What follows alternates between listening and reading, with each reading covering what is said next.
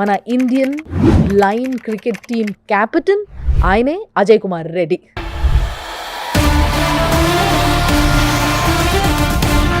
Who simply looks like Arjun Reddy. అసలు మీకు అంటే చిన్న ఉన్నప్పటి నుంచి కళ్ళు లేవా, లేకపోతే మధ్యలో ఏమైనా యాక్సిడెంట్ వల్ల అట్లా? When I was 4 years old, మాది యాక్చువల్లీ గురిజాల అనేది వచ్చేసి పల్నాడు డిస్ట్రిక్ట్. అమ్మ వాళ్ళ ఫార్మింగ్ బ్యాక్గ్రౌండ్. మీకు తెలుసు కదా, విలేజ్ లో పవర్ కట్ ఇష్యూ ఉంటుంది. నాకు ఆ రోజు ఎందుకు నిద్ర పట్టలేదు. మమ్మీ కోసం సెర్చ్ చేసుకుంటూ రూమ్ లోంచి బయటకు వెళ్ళాలని అట్లా వెళ్తుంటే డోర్ది టీ టైప్ లాక్ ఉంటుంది కదా, ఆ లాక్ ఓపెన్ అయింది. నేను డోర్ దగ్గరికి వెళ్ళి ఆ లాక్ మీద పడిపోయాను. క్రికెట్ ఆడుతుండే చిన్న ఉన్నప్పుడు? క్రికెట్ ఆడుతుండే, బౌలింగ్ నన్ను వాడుకునే వాళ్ళు. ఎక్కడైతే బాల్ రాదో అక్కడ ఫీల్డింగ్ లో పెట్టేసుకునే వాళ్ళు అండి. నాకు ఒక డ్రీమ్ ఉంటుండే, అంటే I want to become a soldier. ఎందుకంటే అప్పుడు కొంచెం ఇష్యూస్ ఉన్నాయి కదా, వారు మనం ఎవడరా మన దేశంలోకి వచ్చే చూసుకున్నారు అన్నట్లు. ఈ బాల్ సౌండ్ విన్నాను. రీసెంట్ గా వరల్డ్ కప్ అయింది, పాకిస్తాన్ విన్ అయింది. పాకిస్తాన్ ఎవరు బీట్ చేయలేరు. I will make sure India win అవుతుంది. విన్ అవ్వకపోతే నేను ఎక్కడ కనపడిన అని చెప్పిన. ఫైనల్స్ లో 12 balls లో 38 స్కోర్ చేసి మ్యాన్ ఆఫ్ ది సిరీస్. ఆ సిరీస్ లో దట్ టు అగైన్స్ట్ పాకిస్తాన్ అంటే ప్రాణం పోయినా గానీ తగ్గేదిలే. యా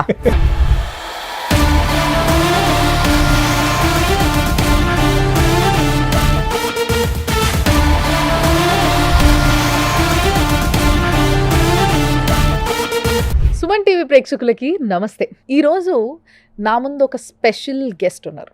ఎస్, ఈ గెస్ట్ అర్జున అవార్డు విన్నర్. అంతేకాకుండా మన ఇండియాకి ఎంత డెడికేటెడ్ క్రికెటర్ అంటే 5 వరల్డ్ కప్స్ ఆడితే 5 వరల్డ్ కప్స్ గెలిచిండ్రు. అంతేకాకుండా యాజ్ ఎ కెప్టెన్ 3 వరల్డ్ కప్లు గెలిపించడంతో పాటు అసలు 33 బాల్లలో 100 కొట్టడం, century is not a small thing. అలాంటి ఒక సింహం అనే చెప్పాలి నిజంగా చెప్పాలంటే. ఎందుకంటే కంట్రీకి డెడికేటెడ్గా ఆడే వాళ్ళని మనం ఒక్కొక్కరిని ఒక్కొక్క పేరుతో పిలుస్తాం, రైట్? మాస్టర్ బ్లాస్టర్ అని, గాడ్ ఆఫ్ క్రికెట్ అని, ఇట్లా రకరకాలుగా ఒక్కొక్కరికి ఒక్కొక్క పేరు పెట్టి మనకు నచ్చినట్టుగా పిలుచుకుంటాం. ఈరోజు మన ఎపిసోడ్ అయిపోయేలోపు నా ముందున్న గెస్ట్కి మీరందరే పేరు ఇవ్వబోతున్నారు కింద కామెంట్ బాక్స్లో. ఇది గుర్తుపెట్టుకోండి. సో ఈరోజు నా ముందున్న ప్లేయర్ ఎవరు అని అంటే, ఎస్, నేను ఇందాక చెప్పినట్టుగా మన Indian lion cricket team captain ఆయనే అజయ్ కుమార్ రెడ్డి.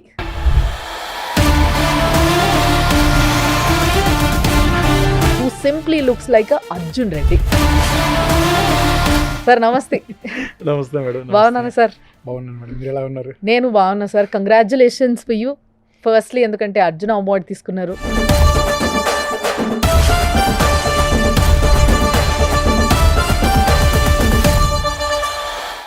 చాలా గర్వంగా అనిపించింది, చాలా సంతోషం. అండ్ మీకు ఎట్లా అనిపించింది? మీ ఫీలింగ్ ఏంది?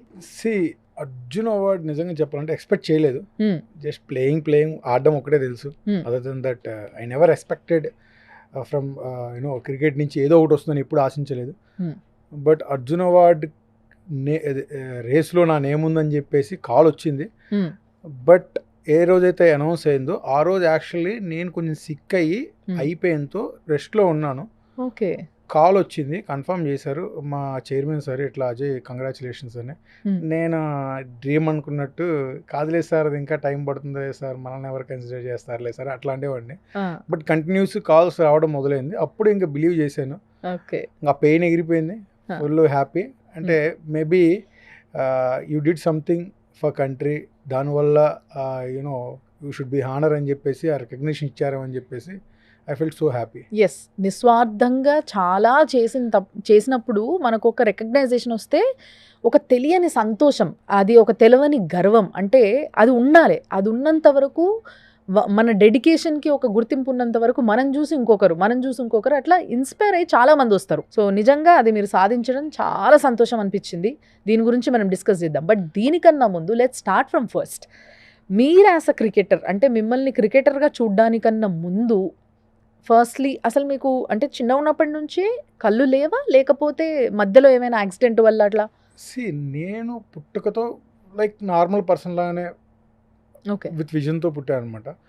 But when I was 4 years old, మాది actually Gurazala, belongs to Macherla. But నాకు ఇన్సిడెంట్ జరిగినప్పుడు గురిజాల్లో ఉన్నాము. గురిజాల అనేది వచ్చేసి పల్నాడు డిస్ట్రిక్ట్.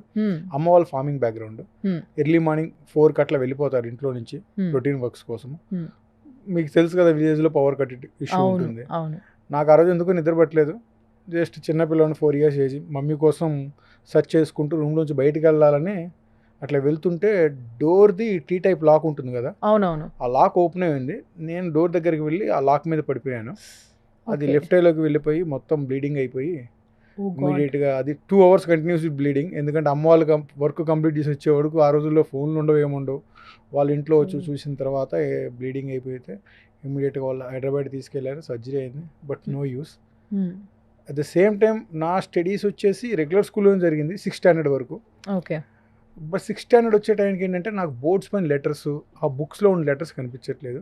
Okay. ఇదే థింగ్ టీచర్స్ చెప్తేనేమో లేదు నీకు చదువుకోవడం ఇంట్రెస్ట్ లేదు, అందువలన నువ్వు అబద్ధాలు ఆడుతున్నావు అని చెప్పేసి అన్నారు. నేను హోంవర్క్ చేయలేకపోతున్నాను, ఏం చేయలేకపోతున్నాను. చివరికి వాళ్ళ మా పేరెంట్స్కి చెప్పారు.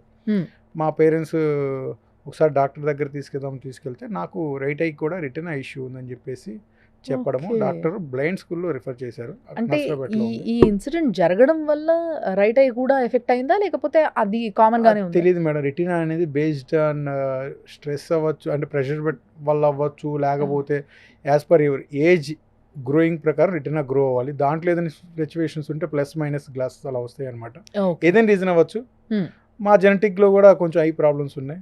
ఏదైనా అవ్వచ్చు, బట్ అయింది అంతే. అది యా, బట్ దాన్ని అంత సింపుల్ గా తీసుకొని మీరు ముందుకు వచ్చిండ్రు అని అంటే సింపుల్ గా ఏం తీసుకోలేదు మేడం. చాలా Tough, బాధపడ్డాను, very tough. చాలా బాధపడ్డాను. Okay. అంటే నార్మల్ స్కూల్స్ లో చదువుతున్నప్పుడు పిల్లలు వాళ్ళు మాట్లాడే విధానము మీకు తెలుసు కదా, లోకల్ స్లాంగ్ ఎలా మాడతారు. చాలా బాధ అనిపిస్తుంది. గేమ్స్ ఎలా చేయరు, చదువుకోవాలన్నా కానీ ఏం కనపట్లేదు.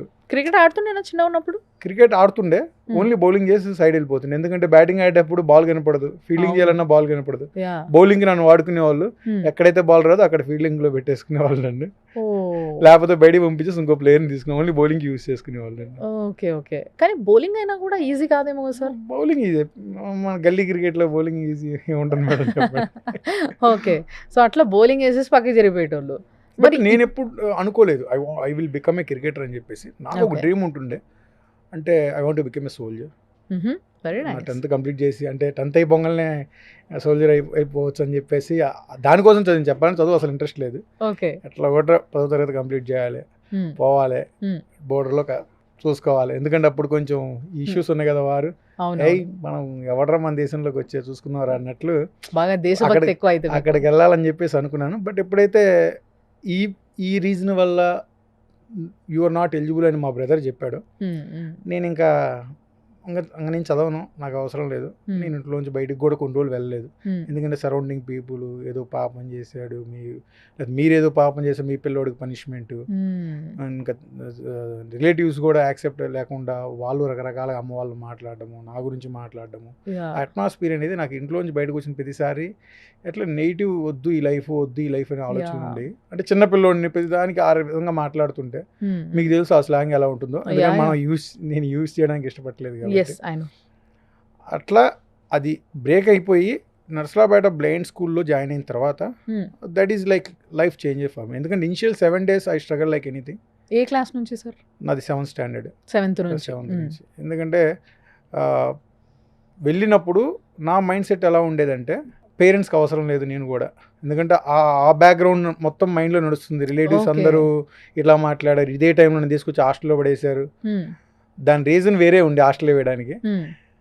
బట్ 7 days ఎవరితో మాట్లాడి, నేను ఎవరికి అవసరం లేదు, ఈ లైఫ్ నాకు ఎందుకు వద్దు అని బాధపడుతూ ఉండేవాడిని. ఎప్పుడైతే ఈ బాల్ సౌండ్ విన్నానో ఇంకా ఎప్పుడు దీని గురించి. సో ఈ బాల్ హెల్ప్ తో యాక్చువల్ గా బ్లైండ్స్ క్రికెట్ ఆడతారు. వినిపిస్తా సార్ స్పష్టంగా అది వచ్చినప్పుడు, అంటే లైక్ దూరం నుంచి రావాలి కదా. దిస్ థింగ్ దీంట్లో ఏంటంటే bowling action difference, at the same time దీంట్లో కేటగిరీస్ ఉంటాయి. ఇది బాల్ మాకు under arm bowling action, rolling ఉంటుంది అనమాట. దీంట్లో రోలింగ్ అంటే ఏముందిరా బాబు, కింద నుంచి చేస్తారు కొడతారు అనుకో, అంత సింపుల్ గా తీసుకోవద్దు. దీంట్లో 120+ స్పీడ్ వేస్తాను నేను. స్వింగ్ అవుతుంది, స్పిన్ అవుతుంది. ఒక్కొక్కసారి ఫేస్ మనం కంట్రోల్ చేయకపోతే 1 bounce లో ఫేస్ లెవెల్ వెళ్ళిపోతుంది. చాలా డేంజరస్ గా ఉంటుంది. దీంట్లో ఆల్ బ్యూటీ లైక్ అన్ని షాట్స్ ఉంటాయి. Blind cricket, reverse sweep, chip shots అన్నీ ఉంటుంది. బట్ ఎయిర్ కర్స్ ఉండదు.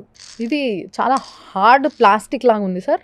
ఎస్ మేడం, చూడడానికి సింపుల్ ప్లాస్టిక్ అనుకుంటారు కానీ అది తగిలితే తెలుస్తుంది చాలా హార్డ్ ప్లాస్టిక్ అనమాట. అది చాలా ఇంజురీస్ అవుతాయి. బట్ చాలా గట్టిగా క్రికెట్ ఉంది. ముందు ఇంజరీ, స్పోర్ట్స్ లో కామన్ ఇంజరీస్ భయపడినప్పుడు స్పోర్ట్స్ లోకి రారు. చాలా హార్డ్ గా ఉంటుంది అది. అవును, అసలు నిజంగా అయ్యో వదిలితే కూడా తెలుస్తుంది కదా, చాలా గట్టిగా ఉంది. అండ్ దీని లోపల ఏదో ఉన్నాయి మొత్తం మీద సౌండ్ చేయడానికి. మామూలుగా ఇప్పుడు సైకిల్ బేరింగ్స్ ఉంటాయి చూసారా, ఎగ్జాక్ట్లీ.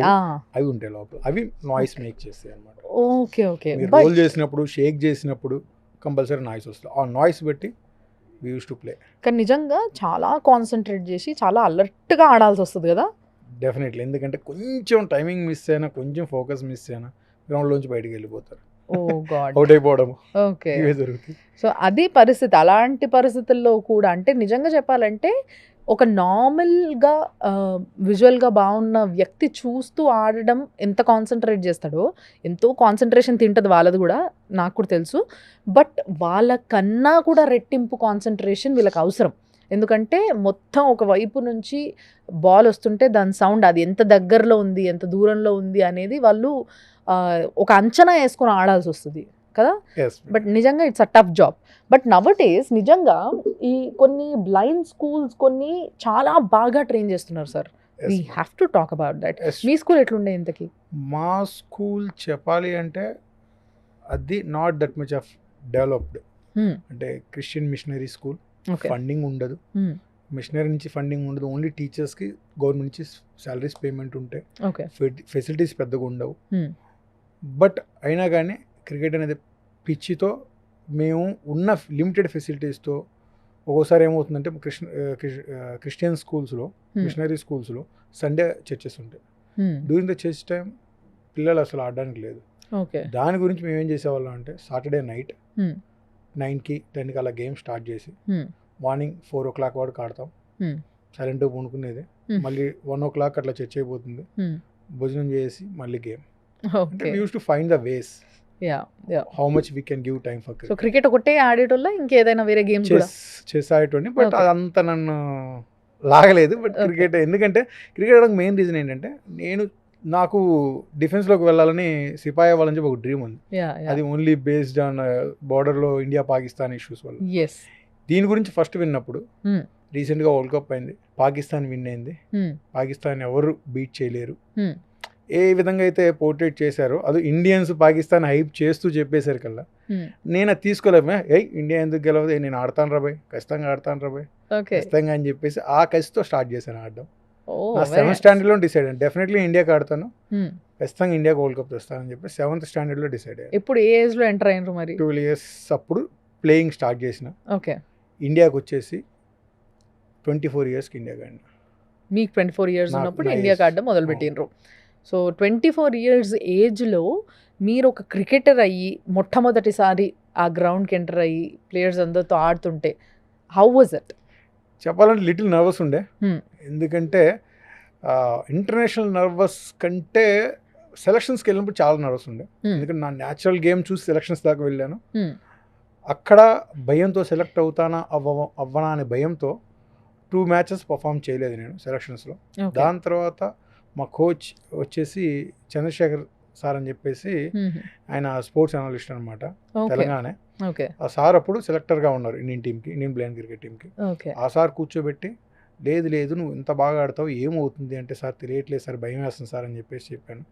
లేదు నువ్వు ఇలా ఆడితే ఎప్పటికీ ఇండియాకి ఆడలేవు, నీకు ఇండియాకి ఆడాలని ఒక డ్రీమ్ ఉంది, ఆ డ్రీమ్ ఫుల్ఫిల్ అవ్వాలంటే నువ్వు ఆ ప్రెషర్ నుంచి బయటకు వచ్చేసి నీవు జస్ట్ ఎక్కడికి వెళ్ళినా క్రికెట్ ఆడేది, అది లెవెల్తో సంబంధం లేదు, నీ గేమ్ నువ్వు ఆడుకో. ఆ విధంగా ఆయన చెప్పడంతో నాకు దాని తర్వాత ఇండియన్ జెర్సీ వేసుకున్నప్పుడు అసలు నేను పట్టలేకపోయాను, చాలా హ్యాపీ అనమాట. అంటే కాల్ వచ్చినప్పుడు ఎంత హ్యాపీగా ఫీల్ అయ్యానో, సెలెక్ట్ అయ్యానని చెప్పేసి ఆ జెర్సీ వేసుకున్నప్పుడు దీనికోసం ఎన్ని సంవత్సరాలు కష్టపడింది, ఎక్కడ గివప్ ఇవ్వలేదు, చాలా ప్రాబ్లమ్స్ అయినాయి ఫైనాన్షియల్గా. ఇంగ్లాండ్తో ఆడినా 2010లో ఇంగ్లాండ్తో ఆడినా. ఫస్ట్ మ్యాచ్ 3 wickets తీసుకున్నా, 28 స్కోర్ చేసిన, మ్యాచ్ వచ్చింది, అంటే సిరీస్లో మ్యాచ్ ఆఫ్ ది సిరీస్ వచ్చింది. మీరు ఇంతకీ బ్యాట్స్మెన్ లేకపోతే ఆల్రౌండర్ ఏంటి? I started my journey as a batsmen, but situation demand చేసి బౌలర్ అయిపోయినా. బట్ బౌలర్ కూడా చాలా సక్సెస్ఫుల్ బౌలర్ కదా మీరు? సక్సెస్ఫుల్ బౌలర్ అంటే బేస్డ్ ఆన్ ఆపర్చునిటీస్ ఒక్కోసారి తక్కువ వస్తాయి బ్యాట్స్మెన్స్కి, ఎవరు 2 ఓపెనర్ వెళ్ళిపోతారు, మొత్తం కొట్టుకొని వస్తారు. అదే బౌలర్ అనుకోండి, మనం ప్రూవ్ చేసుకుని ఖచ్చితంగా ఉంటాం బౌలింగ్. ఎస్ అసలు నిజంగా స్టార్ట్ చేశాను. ఒక సిరీస్ ఆఫ్ మ్యాచ్లో 9 వికెట్లు హైయెస్ట్, Yes. 9 వికెట్లు ఒక్కడే తీసుకోవడం అనేది అక్కడ he proved himself as a bowler నిజంగా. సో అదే మ్యాచ్ సార్ అది? అది యాక్చువల్లీ ఏంటంటే ఫస్ట్ T20 వరల్డ్ కప్లో ఓకే. నేను 9 వికెట్స్ తీసుకున్నాను 2012లో. వైస్ కెప్టెన్గా ఉన్నాను, దాంట్లో 4 సెంచరీస్ స్కోర్ చేశాను, best allrounder award, man of the series. Okay. That is like best tournament అని చెప్పొచ్చు. ఎందుకంటే వరల్డ్ కప్ ఇండియా గెలిచింది, అందులో నా కంట్రిబ్యూషన్ కొంచెం ఉందని చెప్పేసి, అంటే యంగ్గా ఉన్నప్పుడు ఫస్ట్ మైండ్ సెట్. అది గెలిచిన ఆనందాన్ని కొంచెంసేపట్లో పాకిస్తాన్ వాళ్ళు కొన్ని కామెంట్స్ చేసి నాశనం చేశారు. అరే మీరు లక్గా గెలిచారు, ఇప్పటికి మేము ఓడిఐ ఛాంపియన్స్ అని చెప్పేసి అన్నారు. అరే బేటా వెయిట్ చేయండి, వరల్డ్ కప్ ఉంది కదా, దాన్ని కూడా మేమే కొడతామని చెప్పేసి వాళ్ళకి ఆ రోజు చెప్పాము. మళ్ళీ 2014లో సౌత్ ఆఫ్రికా వెళ్ళి సౌత్ ఆఫ్రికాలో ఫైనల్స్ పాకిస్తాన్ బీట్ చేసి అప్పుడెప్పుడు ఏదో మాట అన్నావు కదా ఇప్పుడు ఎవరు ఛాంపియన్స్ అని చెప్పేసి వాళ్ళకి ఎప్పుడన్నా గ్రౌండ్ లో కొట్లాటలు జరుగుతాయి? అట్లా జరుగుతుంది మేడం, స్లెడ్జింగ్ ఇదంతా జరుగుతుంది. మీరు ఎప్పుడైనా కొట్లాడినరా ఎవరితో? కొట్లాడడం అంటే స్లెడ్జింగ్, షేక్ హ్యాండ్ అంటే మ్యాచ్ అయిపోయినా షేక్ హ్యాండ్ ఇస్తాం కదా, ఆ టైంలో కొంచెం ర్యాష్గా హ్యాండ్ డీల్ చేస్తుంటే వాళ్ళు గట్టిగా ప్రెస్ చేస్తున్నారు. నాకు కోపం వచ్చి నేను గట్టిగా ప్రెస్ చేశాను. వాడు వదిలిపెట్టలేదు, నేను వదిలిపెట్టలేదు. మేనేజ్మెంట్ వచ్చింది, ఇద్దరిని ఆపిర్రు. అంటే కొట్లాడుకుంటే అంతా లేదు, చేతులు వదిలిపెట్టలేదు. నువ్వు ఎంతసేపు నొక్కు, నేను ఎంతసేపు నొక్కుతా చూసుకున్నాను. చివరికి అతను వదిలేయడానికి సిద్ధమయ్యాడు, నేను వదలలేదు. ఓకే, అంతే కదా. We Indians are like that. మనం ఏది అంత ఈజీగా వదిలిపెట్టం. ఒకవేళ మనం గట్టిగా అనుకుంటే ఎట్లుంటది అంటే, ఒక సింపుల్ ఎగ్జాంపుల్ అజయ్ రెడ్డి గారు. దట్ అగైన్స్ట్ పాకిస్తాన్ అంటే ప్రాణం పోయినా కానీ తగ్గేదిలే. యా, అండ్ పాకిస్తాన్ పైన వరల్డ్ కప్ గెలిచిండ్రు. అండ్ అందులో మీరు కెప్టెన్ ఉండే కదా సార్? 3 world cups as a captain ఉన్నా. Very nice. సో ఏవేవి సార్, ఎవరెవరితో ఆడినప్పుడు? మేము యాక్చువల్లీ ఏంటంటే 2012 ఫస్ట్ T20 వరల్డ్ కప్ మొత్తం 9 కంట్రీస్ వచ్చినాయి. ఓకే. నేను వైస్ కెప్టెన్ ఉన్నాను. 2014లో 10 కంట్రీస్ వచ్చినాయి. ఓకే. సౌత్ ఆఫ్రికాలో అప్పుడు వైస్ కెప్టెన్ ఉన్నా. 2016 నుంచి మేనేజ్మెంట్ కెప్టెన్సీ ఇచ్చింది. ఓకే. ఫస్ట్ మ్యాచ్ లూజ్ అవ్వగానే స్టార్ట్ అయిపోయినాయి, వద్దు అన్ఫిట్ ఫర్ క్యాప్టెన్ అది అని చెప్పి. నా క్యాప్టెన్సీని ఎప్పుడు అడగలేదు, మీరు ఎందుకు ఇచ్చారు నాది లేదు, తీసేయండి నా క్యాప్టెన్సీ వద్దు, బట్ రాసి పెట్టుకోండి, I will make sure India win అవుతుంది, విన్ అవ్వకపోతే నేను ఎక్కడ కనపడిన అని చెప్పిన. ఫైనల్స్లో 12 balls 38 స్కోర్ చేసి మ్యాన్ ఆఫ్ ది సిరీస్. ఆ సిరీస్లో I love challenges to be honest. దాని తర్వాత 2017 T20 వరల్డ్ కప్ ఇండియాలో జరిగింది. 11 కంట్రీస్ వచ్చినాయి, 10 countries. 2018 ODI world cup Dubai, అక్కడ 7 కంట్రీస్. మళ్ళీ 2022 ఇండియాలో అయింది 7 countries T20 world cup. Okay. So ఈ విధంగా 3 మ్యాచెస్ కెప్టెన్గా ఉండి గెలిపించిన ఘనత ఆయనది. అందుకోసమే దాంట్లో నాది ఘనత అని చెప్పొద్దు, అంటే team work, it's all about team work. Yeah, it's always team work. But ఒక క్యాప్టెన్కి బాధ్యత ఎక్కువగా ఉంటుంది సార్. రైట్ టైంలో రైట్ డెసిషన్స్ తీసుకోకపోతే ఎంతమంది క్రికెట్ చూస్తున్న వాళ్ళు క్రికెటర్స్ని తిడతారో ఇంట్లో కూర్చొని చూసాం మేము చాలాసార్లు. మా ఇంట్లో అనే కాదు, but where ever it is, ఎక్కడైనా కానీ ఒక గ్రూప్ ఆఫ్ పీపుల్తో బయట కూర్చొని చూసినా కానీ ఎక్కడ చూసినా కూడా క్రికెటర్స్ని తిట్టేస్తూ ఉంటారు. ఈ టైంలో అసలు ఆయనను పంపడం ఏంటి బౌలింగ్కి అని చెప్పేసి, లేదా ఈ టైంలో ఈయనను బ్యాట్స్మెన్గా పంపడం ఏంటి, ఈ విధంగా కొన్ని కమెంట్స్ పాస్ చేస్తూ ఉంటారు. సో అక్కడ decision making is very important as a captain. Yes, true. ఎందుకంటే నాకు చాలా అయినాయి. ఒక మ్యాచ్ 2017లో ఢిల్లీలో ఫిరోజ్ షా కోట్లాలో అగైన్స్ట్ పాకిస్తాన్ ఆడుతున్నాం. మ్యాచ్ లాస్ అయ్యాం. బయట నుంచి క్రౌడ్ షౌటింగ్, అన్ఫిట్ క్యాప్టెన్, తీసి పడేసేయండి, టీంలు ఎందుకు సెలెక్ట్ చేసిర్రు మీరు అని చెప్పేసి క్రౌడ్ మాట్లాడటము. దాని తర్వాత ప్లేయర్స్ కూడా, ఎందుకంటే కొన్ని డిసిషన్స్ మనకు నచ్చితే, ఎందుకంటే ఆ సిచ్యువేషన్లో ప్రాక్టీస్లో మేబీ ఈ ప్లేయర్ గేవ్ బెస్ట్, సిచ్యువేషన్కి ప్రాక్టీస్లో ఇంప్రెస్డ్ మీ, మ్యాచ్లో అదే విధంగా చేస్తే వీ కెన్ ఈజీలీ విన్. ఆ బేస్ని బట్టి టీం ఫామ్ చేస్తారు, ఆ బేస్ని బట్టి డిసిషన్స్ తీసుకుంటాడు కెప్టెన్. అంతేగాని ఏదో నీ గేమ్ చూసని చెప్పి సింపుల్ తీసుకోడు. సిచ్యువేషన్ తగ్గట్టు ఏ ప్లేయర్ ఎక్కడ యూజ్ అవుతాడు, ప్రాక్టీస్లో ఎలా ఉంది, ప్రీవియస్ ఎక్స్పీరియన్స్ ఎలా ఉంది. ఇప్పుడు ఒకే టీం అన్ని మ్యాచెస్ గెలుచుకుంటూ వెళ్తే ఇంకా ఆపోనెంట్ ఎవరు ఉండరు. అవును. See it's all about how you are dealing the situation.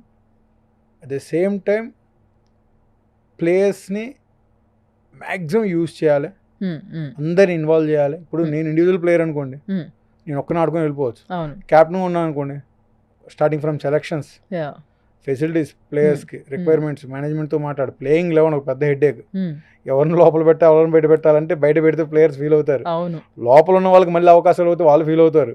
ఇవన్నీ మేనేజ్ చేసుకోవడం క్యాప్టెన్సీ అంటే చాలా headache. Yes I know this.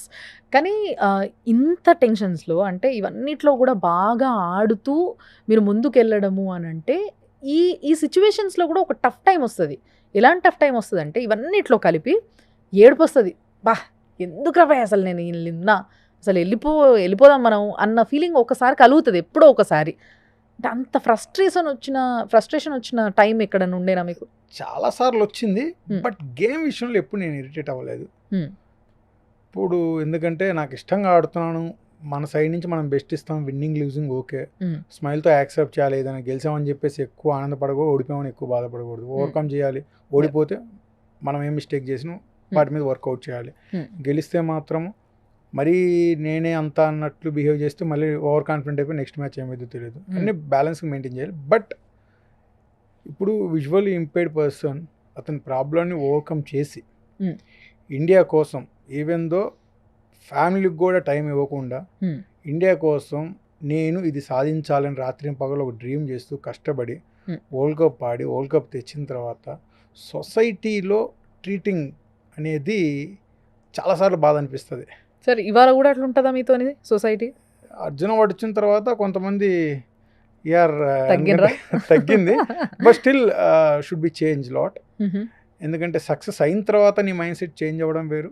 Yeah. Before success how you are accepting people, that is important. ఇది కామన్గా అంటారు కదా, గెలిచిన వాడు వెనక జనాలు ఉంటారని చెప్పి. అవును. అట్లా ఉండకూడదు. ఏదేమైనా కానీ గెలవడానికి వెనకాల జనాలు ఉంటే బాగుంటుంది. హ్యూమన్ లా చూడండి. Yeah. ఇప్పుడు మాకు ఓన్లీ ఫిజికల్ ఛాలెంజెస్ మాత్రమే ఉన్నాయి. Yeah. మెంటల్గా we are fit Hmm. More than regular persons. Yes. ఇన్ని ప్రాబ్లమ్స్ ఉంటూ కూడా, ఫైనాన్షియల్ ఇష్యూస్ ఉంటూ కూడా, ఫెసిలిటీస్ ఇష్యూస్ ఉంటూ కూడా 5 వరల్డ్ కప్స్ అనేది ఇండియాకి తేవడం జరిగింది. రెగ్యులర్ క్రికెట్కు అన్ని కోట్లు ఉన్నాయి. వాళ్ళు అసలు ఎవరికి దేని గురించి ఆలోచించాల్సిన అవసరం లేదు. Only game Yeah, game game. yeah. ఎన్ని వరల్డ్ కప్స్ తెచ్చారు చెప్పండి. అక్కడే చూడొచ్చు మీరు. అంటే it's not like challenging thing. But నిజంగా చెప్పాలంటే అంటే మీరు వాళ్ళని ఛాలెంజ్ చేసారు ఇట్లా కాదు. బట్ నిజంగా చెప్పాలంటే మీకు ఉండాల్సిన టాస్క్లు మీకున్నాయి, మీకు ఉండాల్సిన హెడ్ఏక్స్ మీకున్నాయి.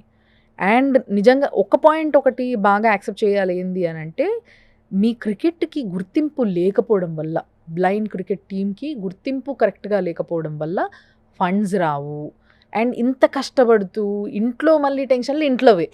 మీకు ఇంతకీ ఇంట్లో ఎట్లుంటుండే ఫైనాన్షియల్ థింగ్ అని ఎట్లా? ఫైనాన్షియల్గా బ్యాక్గ్రౌండ్ చాలా వరస్ట్ సిచ్యువేషన్ మేడం నాది. నేను చెప్పాను కదా మీకు ఇంతకు ముందు, నన్ను హాస్టల్లో జాయిన్ చేయడానికి సిచ్యువేషన్ ఏంటంటే, మా ఫ్యామిలీ నా స్టడీస్ కోసము ఫార్మింగ్ అంతా వదిలేసి గురిజాల నుంచి నర్సాబాద్ షిఫ్ట్ అయ్యారు. ఓకే. కొంచెం మనీ తీసుకొని వచ్చారు. వస్తూ 3 monthsలో మొత్తం అయిపోయింది. ఓకే. 1 monthలోనే అయిపోయింది. దాని తర్వాత ఇంట్లో మాకు ఫీడ్ చేయడానికి మనీ లేదు. మాకు అట్లా సిచ్యువేషన్, రోజు మొత్తంలో ఒక్కసారి ఫుడ్ పెట్టే సిచ్యువేషన్ మాకు. వాళ్ళు 3 daysకి ఒకసారి తినేవాళ్ళు, మమ్మీ డాడీ. ఆ సిచ్యువేషన్ నుంచి ఈ హాస్టల్లో జాయిన్ చేస్తే కనీసం వీడికి 3 పూట్ల తిండి దొరుకుతుందనే ఉద్దేశంతో అప్పుడు వాళ్ళు హాస్టల్లో జాయిన్ చేస్తే వాళ్ళది లవ్ అది. బట్ నేను చిన్నపిల్లలు, నాకు తెలియదు వాళ్ళకి అవసరం లేదనుకున్నాను. మెచ్యూరిటీ వచ్చిన తర్వాత మన thinking level different. That's the main thing. In between also cricket journey start చేసినప్పుడు, ఇప్పుడు స్టేట్కి సెలెక్ట్ అయ్యానండి. స్టేట్కి సెలెక్ట్ అయిన తర్వాత ఎవరి దగ్గరికి వెళ్ళిన అప్రోచ్ అయితే బ్లైండ్ క్రికెట్ అని చూడంగానే అసలు మాట్లాడడం కూడా మానేస్తారు. We need support from you, just I'm playing for state. ఇట్లా జనాలు నిజంగా ఈవెన్ టుడే కాదు, those days I'm telling. Now atleast people they are responding. But ఆ రోజుల్లో నా జర్నీ కూడా ఎలా ఉంటుందంటే, నేను సెలక్షన్స్కి ఫస్ట్ టైం హైదరాబాద్ వెళ్ళినప్పుడు ట్రైన్లో గుంటూరు నుంచి హైదరాబాద్ నర్సాపూర్ ఎక్స్ప్రెస్ ఎక్కాను. రిజర్వేషన్ అంటే మనీ ఉండవు మాకు ఫ్యామిలీ. అసలు లోపలికి వెళ్ళడానికి ప్లేస్ లేదు. అట్లా కష్టంగా వెళ్ళిపోయాను. బాత్రూమ్స్ దగ్గర నించోడానికి ప్లేస్ దొరికింది. అది 2 legs పెట్టుకోవడానికి కూడా, సింగిల్ లెగ్ పెట్టుకోవడానికి ప్లేస్ దొరికింది. అట్లా రైట్ అంతా సింగిల్ లెగ్ మీద ట్రావెల్ చేసి, ఈ రైట్ లెగ్ పెయిన్ వస్తే లెఫ్ట్ లెగ్ షిఫ్ట్ చేసుకోవడం, లెఫ్ట్ లెగ్ పెయిన్ వస్తే రైట్ లెగ్ షిఫ్ట్ చేసుకోవడం. అలా నైట్ అంతా ట్రావెల్ చేసి మార్నింగ్ ట్రైన్ దిగేయడానికి లెగ్ స్టక్ అయిపోయింది. అంతే కదా, బాడీ పెయిన్స్, ఫీవర్ వచ్చేసింది. సెలక్షన్స్కి అంతే వెళ్ళాను. అక్కడికి వెళ్ళిన తర్వాత నువ్వు ఆడతావని అడిగారు. ఆడడానికి వచ్చింది, ఏమైంది, బాడీ సపోర్ట్ చేయదు అంతే. ఇట్స్ ఓకే, ట్రై చేద్దామని ట్రై చేశాను, సెలెక్ట్ అయిపోయాను. స్టేట్కి సెలెక్ట్ అయిన తర్వాత మళ్ళీ things, I should have my own things. Shoes అయినా కానీ, బ్యాట్స్ అయినా కానీ, గ్లౌస్ అయినా కానీ, అది చాలా మనీ ఇన్వాల్వ్ అయ్యే థింగ్స్. నేనేంటంటే మా బ్రదర్ అప్పుడు పోలీస్ డిపార్ట్మెంట్ ట్రై చేసేవాడు. మీ ఓన్ బ్రదర్? మా ఓన్ బ్రదర్. ఎంతమంది సార్ మీరు? నేను మా బ్రదర్ ఇద్దరే. ఓకే. అతను ఎల్డర్ అనమాట. పోలీస్ డిపార్ట్మెంట్ ట్రై చేసేప్పుడు ఏంటంటే, ఆయన రన్నింగ్ 5 km ఉంటాయి కదా, వాటి కోసం షూస్ యూస్ చేసినవి డ్యామేజ్ అయిన వాటిని నేను స్టిచెస్ చేసుకొని ఆ షూస్తో స్ట్రైట్గా ఆడేవాడిని. దేవుడా. డ్యామేజ్ అయిన బ్యాట్ షాప్స్కి వెళ్తాము, ఏదైనా డ్యామేజ్ అయిన బ్యాట్ ఉంది రిపేర్ చేసి ఇవన్నా నాకు ఎట్లా కావాలని చెప్పేసి ఎంతో అమౌంట్ ఇచ్చేసి ఆ బ్యాట్లు తీసుకెళ్ళి వాటితో ప్రాక్టీస్ చేసేవాళ్ళం. బట్ ఇప్పుడు సిస్టమ్ చేంజ్ అయింది. ఇప్పుడు మాకు ఫెసిలిటీస్ చేంజ్ అయిపోయినాయి, కొంచెం స్పాన్సర్స్ వస్తున్నారు. But initial days blind cricket అనగానే యాక్సెప్టెన్సీ అనేది ఉండేది కాదు. టాలెంట్ చూడడం కంటే ముందర ఆ బ్లైండ్ అనేది నేమ్ చూసేసి జనాలు అసలు యాక్సెప్ట్ చేసేవాళ్ళు కాదు. బట్ ఇప్పుడు బెటర్, చాలా బెటర్. ఎందుకంటే అందరని కాదు, ఒక 15% చేంజ్ వచ్చింది. ఓకే, మీకు కూడా తెలుసు ఉమెన్స్ క్రికెట్ది ఎన్ని సంవత్సరాలు పట్టింది వాళ్ళని ఈక్వాలిటీగా ట్రీట్ చేయడానికి. Absolutely right. నిజంగా ప్రపంచం ఎంత వెనకబడి ఉంది అని చెప్పడానికి, అంటే ముఖ్యంగా మన దగ్గర ఎంత వెనకబడి ఉంది, జనాలు ఎంత వెనకబడ్డరు అన్న విషయం చెప్పడానికి ఇది ఒక ఎగ్జాంపుల్. మరి ఇప్పుడు ఆడవాళ్ళు బాగా ఆడుతున్నారు, వాళ్ళు ఎప్పటి నుంచో ఆడుతున్నప్పటికీ వాళ్ళకి గుర్తింపు అనేది రీసెంట్గా రావడం జరిగింది. అంటే ఏదో ఒక మూమెంట్ రావాలా, లేదంటే అసలు ఎట్టి పరిస్థితుల్లో ఎవరు దాన్ని అసలు ఎంకరేజ్ చేయరు, చూడరు. వాళ్ళు చూడడం కావాలనుకుంటాం మనం, అంతే. మనం దేశం కోసం ఆడుతున్నాము అన్న ఒక ఫీలింగ్ వాళ్ళల్లో ఉన్నట్టుగానే దేశం కోసం ఆడుతున్న ప్రతి ఒక్కరిని ఈక్వల్గా చూడాలి అనే ఫీలింగ్ మనలో కూడా ఉండాలి కదా. That is what they are expecting. అదేం పెద్ద విషయం కాదు. సో దాన్ని కూడా మనం ఎక్స్పెక్ట్ చేయలేకపోతున్నాము అని అంటే, దాన్ని కూడా యాక్సెప్ట్ చేయలేకపోతున్నాము అని అంటే మనం ఎక్కడున్నాం అనేది ఒకసారి ఆలోచించాలి. సో అంటే మెల్లమెల్లగా విమెన్ క్రికెట్కి ఎట్లయితే ఇప్పుడు ఫుల్ జోష్ మీద ఉన్నారో వాళ్ళంతా కూడా, వాళ్ళకి ఎట్లయితే పేరు వచ్చిందో, వాళ్ళలో ఎట్లయితే గుర్తింపు వచ్చిందో, సేమ్ వే మీ దాంట్లో కూడా మెల్లమెల్లగా ఇప్పుడే స్టార్ట్ అయింది అనుకుందాం. మీతో మాది జస్ట్ విన్నింగ్ మూమెంట్ స్టార్ట్ అయ్యి ఇప్పుడు బ్లైండ్ క్రికెట్ 1923లో ఆస్ట్రేలియాలో స్టార్ట్ అయింది. But international level matches start అయింది 1998 నుంచి. 1998 నుంచి ఇప్పటికి ఎక్కువ ఇయర్స్ అవ్వలేదు. బట్ ఇండియన్ టీమ్ విన్నింగ్ వచ్చేసి 2012 నుంచి చెప్పాలి. 12 years జర్నీలో 5 వరల్డ్ కప్స్ విన్ అయ్యాము.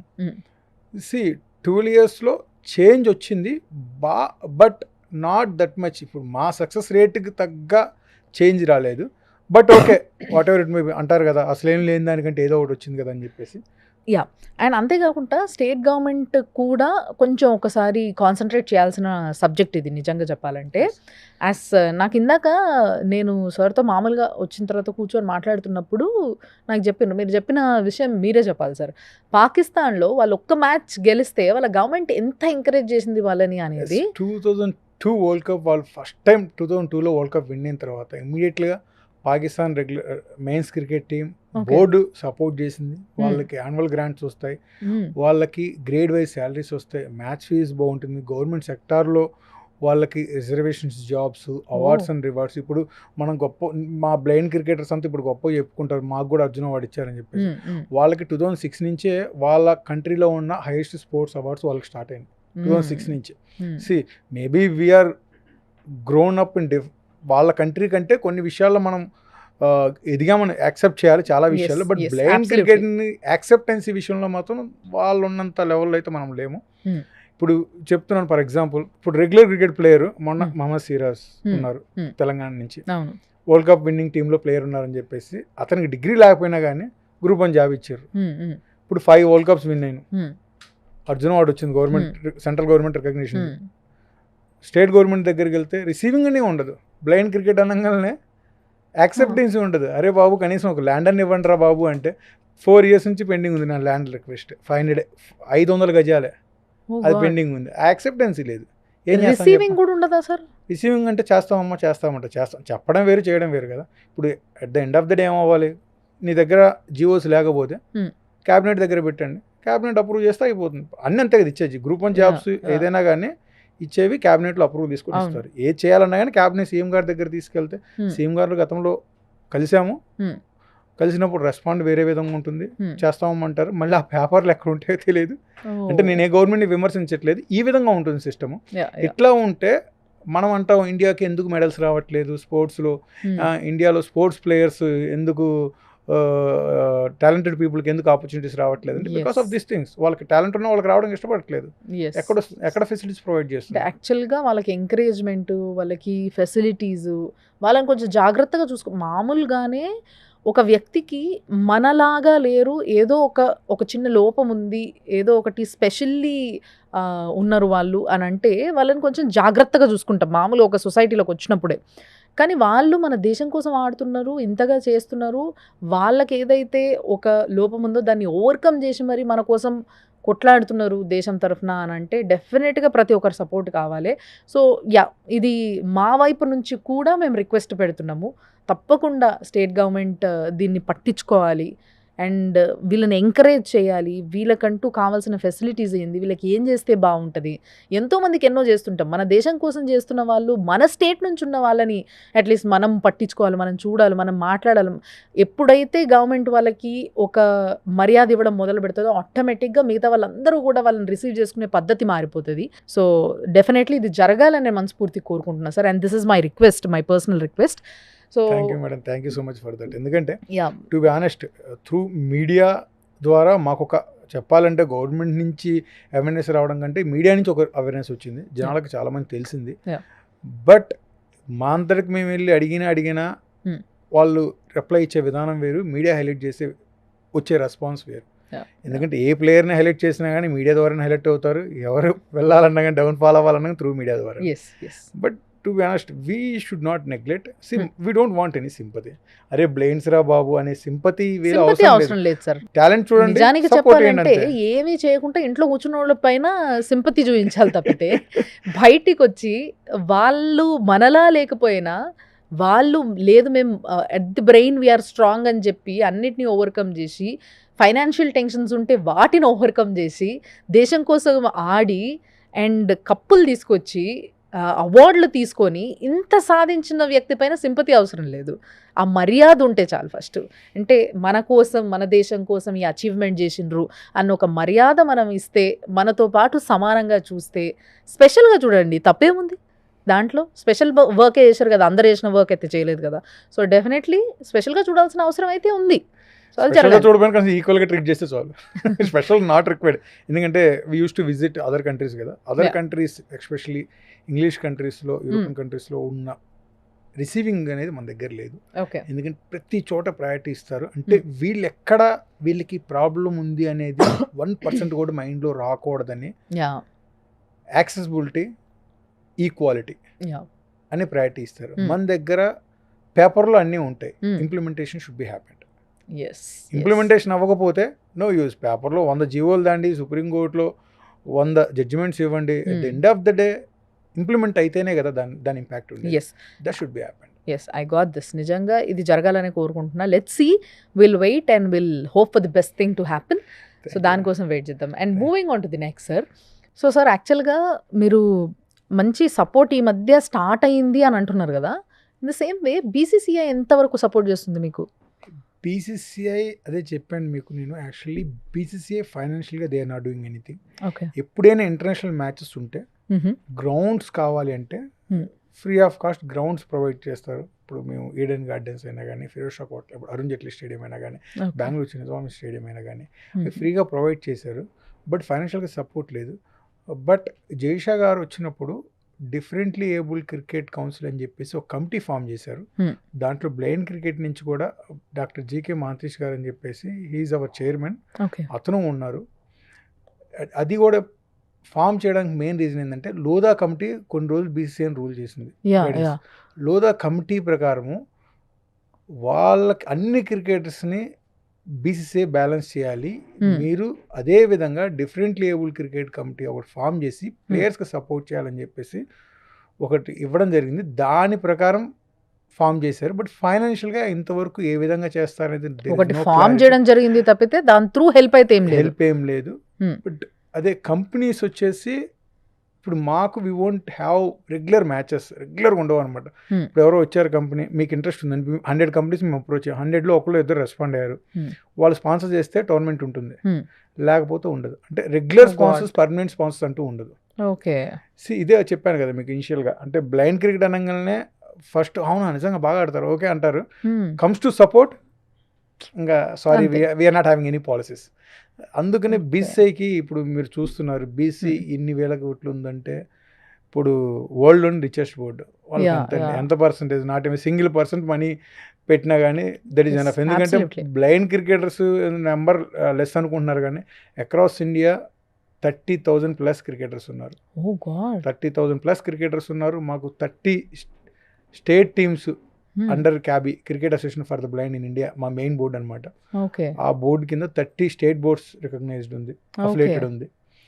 ప్రాపర్లీ ఇన్ఫ్రాస్ట్రక్చర్ ప్రాపర్గా ఉంది. బట్ ఫైనాన్షియల్ ఒకటే definitely BCCI they should do something. If BCCI they are not do, companies వచ్చేసి మేమున్నాం మీకు ఇప్పుడు బీసీఐ ఆ లెవెల్లో పెట్టింది ఎవరు మేడం? కార్పొరేట్సే కదా. yes absolutely. Same you can spend some little money towards our cricket also. I think ఇప్పుడు ఐపీఎల్ ఇన్ బ్లైండ్ క్రికెట్ కూడా రాబోతుందని ప్రాసెస్ స్టార్ట్ అవుతుంది. ఇది మళ్ళీ గ్లామర్ యాడ్ చేయాలి. ఇప్పుడు ఐపీఎల్ ఎందుకు సక్సెస్ అయింది? గ్లామర్ అబ్రాడ్ గ్లామర్ యాడ్ చేయాలి. ఆ ప్రాసెస్ నడుస్తుంది.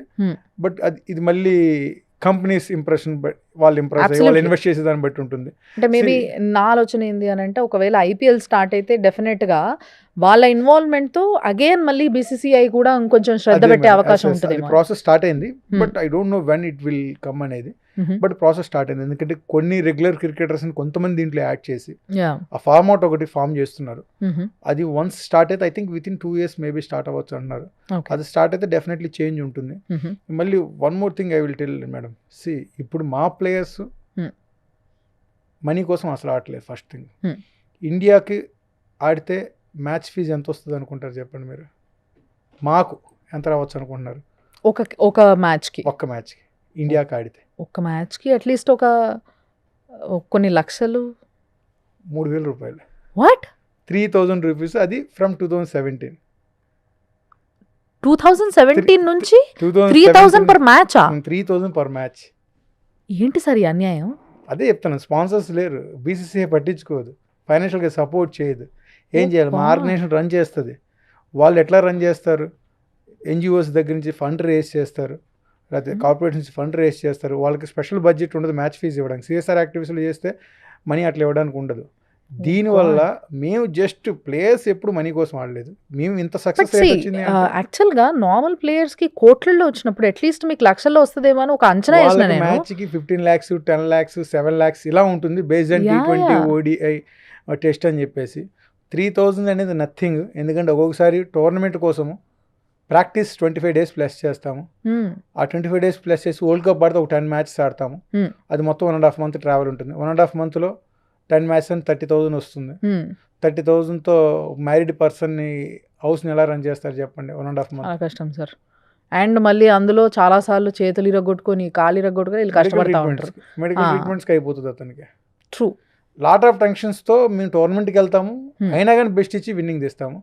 బట్ ఈవెన్ టుడే ఒక మ్యాచ్కి 3,000 ఏనా సార్? అది 2017 స్టార్ట్ అయింది, అంతకుముందు 0. గాడ్, అసలు నిజంగా ఎక్కడుంది? BCCI should see this definitely. BCCI చేయకపోతే గవర్నమెంట్ పట్టించుకోండి కనీసం. Yes absolutely. అంటే ఎవరో ఒకరు దీన్ని కొంచెం ఇది ఒకటి ఉంది మన దగ్గర అండ్ వీళ్ళు మన కంట్రీ కోసం పోరాడుతున్నారు, మన కంట్రీ కోసం ఆడుతున్నారు, మన కంట్రీని టాప్లో నుంచోబెడుతున్నారు అన్న ఒక్క ఇది కన్సిడర్ చేయాలా. కన్సిడర్ చేయడంతో పాటు and they are specially abled కాబట్టి వాళ్ళకి కావాల్సిన సపోర్ట్ ఇస్తే వాళ్ళు ఇంకా బాగా ఆడగలుగుతారు, ఇంకా బాగా చేయగలుగుతారు.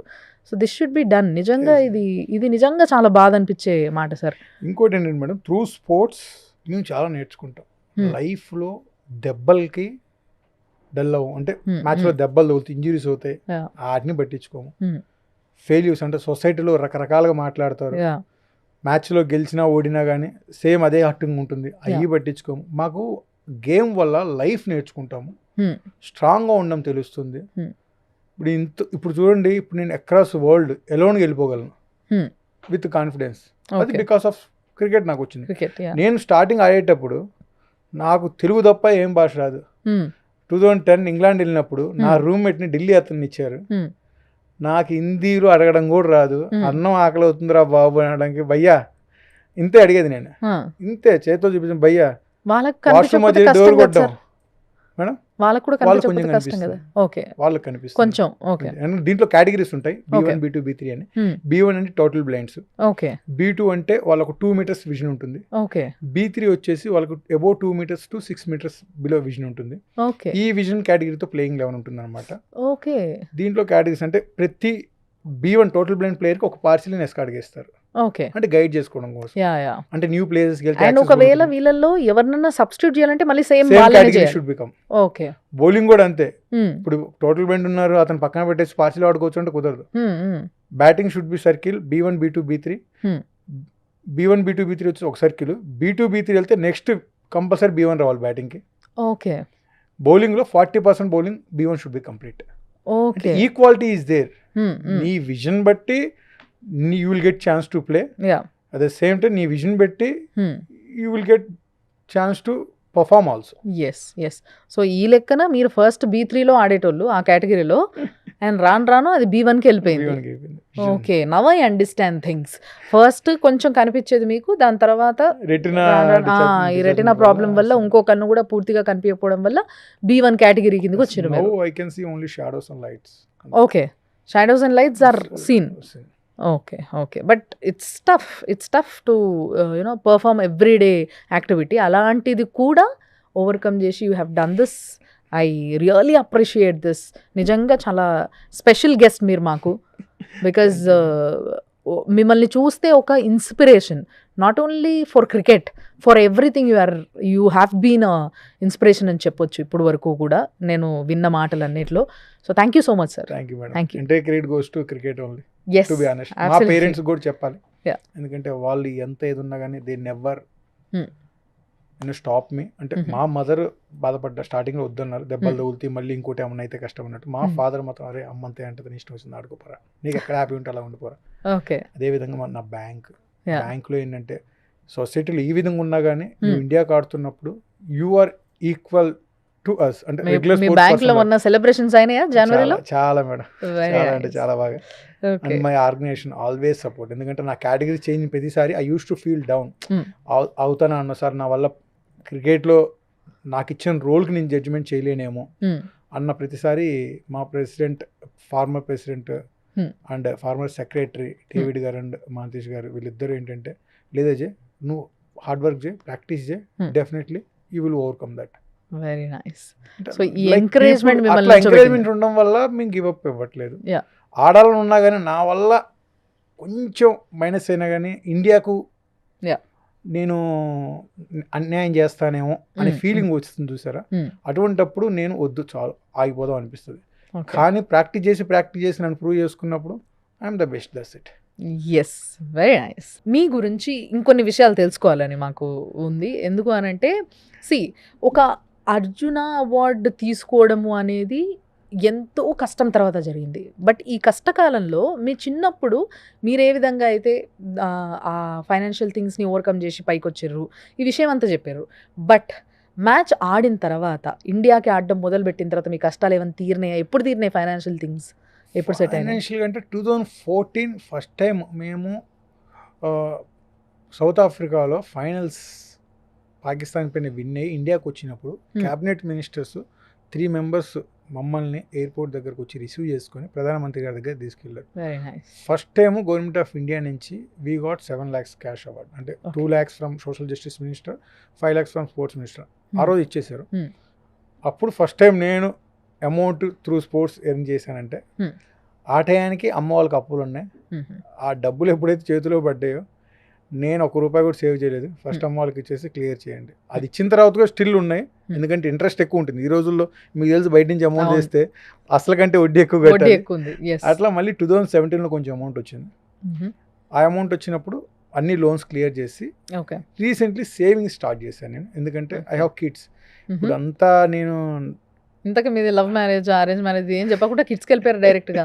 నాది arrange marriage madam. Arrange marriage. Love అనేది ప్రపోజల్స్ వచ్చినాయి చెప్పాలంటే, చాలా మంది ప్రపోజ్ చేశారు నాకు. ఆబ్వియస్లీ అంటే చూడ్డానికి అందంగా ఉన్నారు, మళ్ళీ క్రికెట్ ఆడుతుంటే ఎంతో మంది మిమ్మల్ని చూసి పడిపోయి ఉంటారు. Seriously this happens with so many of cricketers. నేను ఏంటంటే ఫోకస్గా ఉంటాను. ఈ లవ్ అనేది నాకు పెద్ద ఇంట్రెస్ట్ ఉండేది కాదు. ఎవరైనా వచ్చి ప్రపోజ్ చేస్తే ఫోన్ చేసి మా డాడీకి ఇచ్చేవాడిని. మా డాడీ మాట్లాడి మా ఫ్రెండ్స్గా ఉండండి, ఇద్దరు సెటిల్ అయినప్పుడు చూద్దామమ్మా. మా డాడీ ఎప్పుడు లవ్కి అగెనిస్ట్ కాదు. వాళ్ళ దృష్టిలో ఏంటంటే నన్ను బాగా చూసుకునే పర్సన్ నా లైఫ్లోకి రావాలని చెప్పేసి నేను ఫోన్లు ఇచ్చేవాడిని. వాళ్ళు మాట్లాడుకునే వాళ్ళు, ఫ్రెండ్స్గా ఉంటే మాట్లాడతాం, లేకపోతే లేదన్నట్లు. అంటే నేను అసలు ఎక్కువ టైం ఇవ్వను ఎవరికి. నా ఫ్యామిలీకే ఇప్పుడు టైం ఇవ్వట్లేదు, ఇంకేం ఇస్తాను చెప్పండి. జస్ట్ వెళ్ళాను మ్యారేజ్ ప్రపోజల్కి, అంటే పెళ్లి చూపులకి వెళ్ళాము. నేను కూర్చున్నాను, నాకైతే అమ్మాయి కనిపించలేదు. Hmm. వాళ్ళు యాక్సెప్ట్ చేసి వాళ్ళకి నేను నచ్చాను. Hmm. బట్ నాకేంటంటే ఒక క్లారిటీ కావాలి అమ్మాయి దగ్గర నుంచి. నాకు విజన్ ప్రాబ్లం ఉంది. అంటే అప్పుడు నాకు కనిపించేది కొంచెం విజన్ ప్రాబ్లం ఉంది. అమ్మాయి ఇస్ అ నార్మల్ పర్సన్. అమ్మాయి నార్మల్ పర్సన్. ఓకే. తను ఏంటంటే నర్సింగ్ అనమాట, స్టాఫ్ నర్సు. ఓకే. తనకి చెప్పారా చెప్పలేదో నాకు తెలియాలి. ఎందుకంటే ఆఫ్టర్ మ్యారేజ్ తనకి అప్పుడు తెలిస్తే లైఫ్ టైము తనకి చాలా పెయిన్ ఉంటుంది, నాకు హ్యాపీనెస్ ఉండదు రొటీన్ లైఫ్లో. తనని అంటే మా నాన్న అడిగాను, అది ఇప్పుడు ఎందుకు లేదు తర్వాత చెప్దాం లేరు అన్నాడు. లేదు లేదు మీరు చెప్తేనే చేసుకుంటాను లేకపోతే లేదు అని అమ్మాయి నెంబర్ తీసుకొని అమ్మాయిని డైరెక్ట్గా కలిసి ఇది నా సిచ్యువేషన్, ఏదైనా అవ్వచ్చు, నా వర్కింగ్ ఉమెన్ అవసరం లేదు, నాకు పిల్లల్ని మా పేరెంట్స్ని మీ పేరెంట్స్ని చూసుకుంటే చాలు, నేను ఇంట్లో నుంచి బయటికి రాకుండా మొత్తం నేను చూసుకుంటాను. ఎందుకంటే నేను స్పోర్ట్స్కి వెళ్తూ ఉంటాను, నువ్వు జాబ్కి వెళ్ళిపోతే మనం పిల్లలకి టైం ఇవ్వలేము, పేరెంట్స్ని చూసుకోలేము, మనం మనీ కోసం రన్ చేయాల్సిన అవసరం, నేను ఎంత కావాలో అంత I will do my best. నువ్వు దీనికి యాక్సెప్ట్ అయితేనే చెప్పు, నేను నా సైడ్ నుంచి ఓకే చెప్తాను, నీకు ఏదైనా ప్రాబ్లం ఉందంటే నాకు ఇష్టం లేదని చెప్పేసి నా మీద చేసుకుంటా అని చెప్పాను. తను కొంచెం టైం తీసుకుని వాళ్ళ ఫ్యామిలీతో డిస్కషన్ చేసుకుని యాక్సెప్ట్ అని చెప్పింది. ఓకే. అప్పుడు మ్యారేజ్ చేసుకున్నాను. Very nice. ఎప్పుడైంది సార్ మీ పెళ్ళి? 2013. 2013లో ఫిబ్రవరి 13. ఇప్పుడు ఫిబ్రవరి 13th 2013. వెరీ నైస్, మంచి ఫ్యాన్సీ డేట్ అనమాట. సో ఇద్దరు పిల్లలు. పాప. చెప్పాలంటే తను నా లైఫ్లో లక్కీ అని చెప్పాలి. మా మిస్సెస్ ప్రెగ్నెంట్గా ఉన్నప్పుడు వరల్డ్ కప్ ఆడడానికి వెళ్ళాను. అంటే డిసెంబర్లో నేను ఫస్ట్ టైం అమౌంట్ రిసీవ్ చేసుకున్నాను. ఇది కడుపులో ఉన్నప్పుడే చెప్పాలంటే.